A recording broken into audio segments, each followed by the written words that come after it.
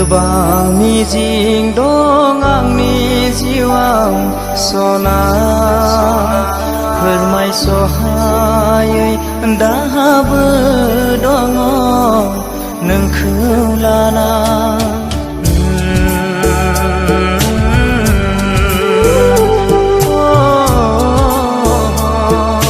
दुखु दं आंनि जिउआव नोंखौ साना दुखु दाहा आंनि मानो गोजान जाया सानखि हर मानो सानफ्लाङो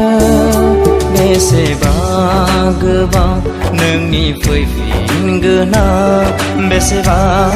गोजान आंनि नोङो गाब्रबाय दिनै फैमान हाखरा आन्दायबाय आङो लैथो गेजेराव